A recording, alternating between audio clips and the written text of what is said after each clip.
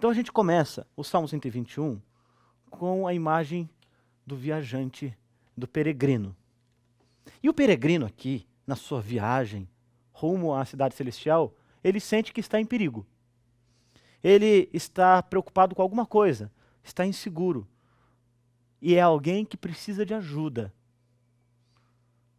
Elevo os meus olhos para os montes. De onde me virá o socorro? Ele pergunta. Então ele está vagueando pelos lugares desertos, pelos lugares planos e perigosos, e em algum momento da sua jornada, da sua caminhada, ele se sente desamparado. Ele se sente alcançado por alguma forma de sofrimento, por alguma forma de angústia. E ele vai clamar então por socorro. Ele está inquieto. A alma dele não consegue conter mais esse sentimento de inquietude, de preocupação. E então ele rasga o silêncio do deserto com um grito, com um clamor, perguntando: da onde que me virá o socorro? De onde me vem o socorro? Quantos de nós, aliás, estudando sobre a realidade do sofrimento humano e que passamos nós mesmos por experiências duras de sofrimento, nos sentimos assim também? Lutando com os nossos problemas, as nossas frustrações, as dificuldades que às vezes se acumulam sobre as nossas vidas, os perigos que nos cercam de todo tipo. E às vezes nos sentimos como o peregrino que rasga o silêncio do deserto, desamparados, desprotegidos. Porque aqui o salmista ele faz uma avaliação da sua própria situação. Ele sabe que está numa situação ruim. Ele sabe da sua condição, ele entende a sua necessidade. Como é importante isto, que nós saibamos a nossa própria condição. Ele tem um discernimento muito claro quanto à sua realidade e ele sabe que não é nada boa. Ninguém que não precisa de socorro pede socorro, não é mesmo?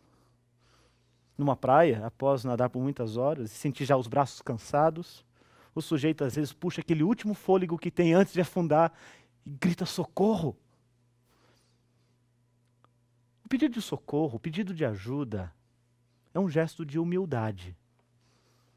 Porque um pedido de socorro, ele esmaga toda a autossuficiência. Ele esmaga esse nosso senso de sermos campeões de nossa própria causa, de nossa capacidade de resolver os nossos próprios problemas. O pedido de socorro é humilde. Só pede socorro aquele que já entende que não consegue por si só lidar com as pressões e as dificuldades e os problemas e o perigo que o cerca. E então busca socorro. E sabe de uma coisa? O primeiro grande passo para que a gente lide com o sofrimento que se abate sobre nós, ou que se abate sobre o outro, é nós reconhecermos esta realidade. É termos uma noção real da nossa própria condição e da nossa incapacidade para resolver os problemas que às vezes se avolumam sobre nós. É ter uma leitura realista da nossa necessidade. O peregrino aqui, ele entende que ele precisa de socorro. Ele olha para os montes, ele olha para o lugar onde estava o templo. Ele olha para o lugar de onde ele sabe, ele pode ter esperança. Porque ele sabe que é de Deus que vem a ajuda, que é de lá que vem o socorro. Por isso ele eleva os olhos para os montes. E ele vai afirmar então no verso 2, o meu socorro vem do Senhor. Vem do Senhor. Ele para de olhar para si mesmo, para de olhar para baixo. Ele levanta os olhos, olha para cima, olha para os montes, olha para o lugar onde está Sião, olha para o lugar do templo. E ele então afirma, verso 2, o meu socorro vem de Deus, vem do Senhor. E ele qualifica ainda dizendo que Deus que fez os céus e a terra. E então nós temos aqui uma linda confissão de fé daquele que sofre, do salmista. Temos o peregrino voltando para o princípio de todas as coisas. Ele volta lá para o Pentateuco. Ele volta lá para Moisés, para as primeiras palavras das Escrituras, que dizem, no princípio criou os céus e a terra. A Bíblia dá conta que foi Deus quem criou tudo, que é o Criador de todas as coisas. O salmista aqui não tem os grandes telescópios, satélites que enxergam tão distante no cosmos, mostrando os milhões e milhares e milhares de galáxias repletas de trilhões e trilhões de estrelas e gases luminares, planetas, corpos celestes, de todas essas coisas. Mas ele sabia porque tinha fé, que Deus havia criado tudo que a sua própria vista podia alcançar.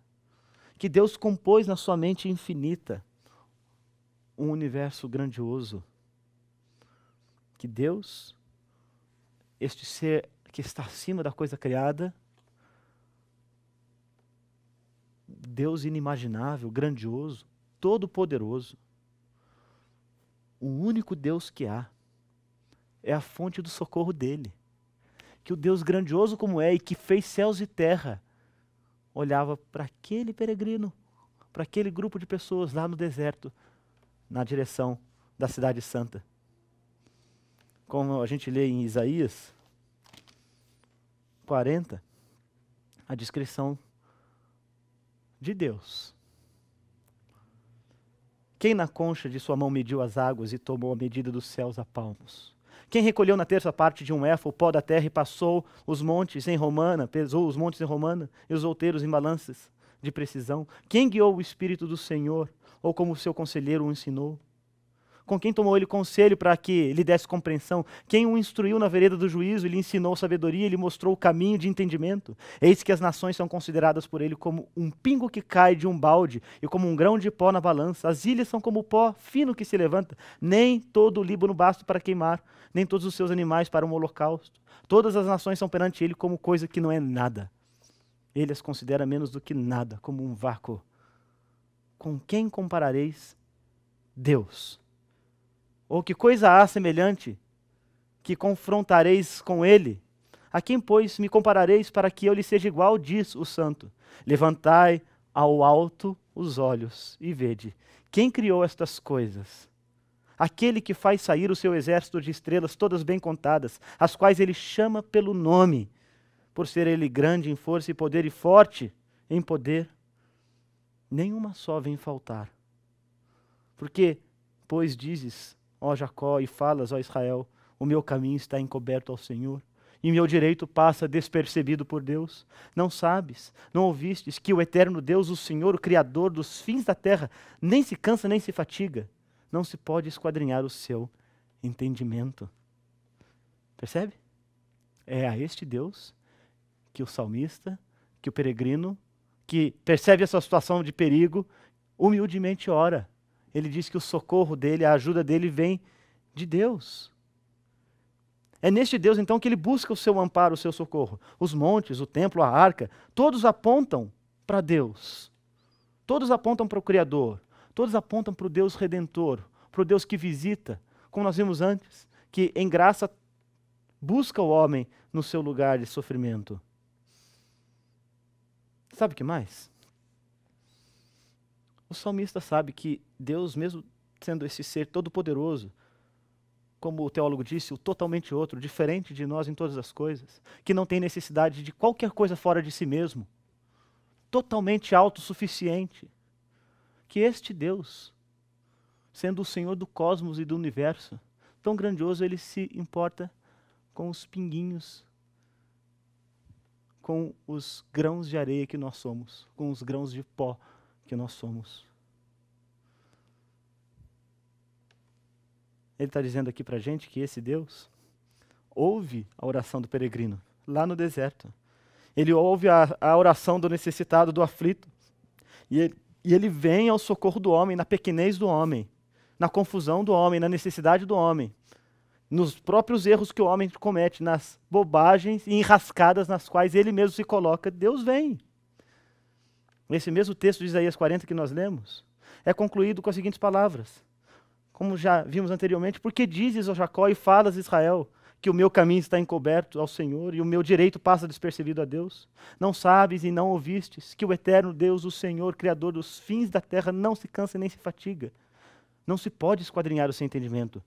Ele faz forte ao cansado, multiplica as forças ao que não tem nenhum vigor. Os jovens se cansam e se fatigam, os moços de exaustos caem, mas os que esperam no Senhor renovam as suas forças, sobem com asas como águia, correm e não se cansam, caminham e não se fatigam. Sabe, é muito triste quando o homem se sente inquieto, em perigo, estressado, sofrendo e não consegue ver Deus. Quando o seu olhar não vai para além dos montes, quando não vai para cima, quando ele não vai para o lugar onde Deus está. O salmista aqui, ele lembra que todas as esperanças fora de Deus, longe de Deus, são ilusórias e são falsas. Que nós não teremos qualquer forma de alívio e de socorro longe de Deus, fora de Deus. Aqui, então, todos nós somos convidados a expressar esse mesmo tipo de confiança que os salmistas expressam. Somos convidados a lembrar quem Deus é, Criador de todas as coisas, e que ainda assim se importa com a gente, porque é de lá que vem o nosso socorro. É de lá que vem o nosso alívio. E o peregrino aqui, ele sabe muito bem que esse Deus Todo-Poderoso, que fez céus e terra, ouve as suas orações e cuida dele.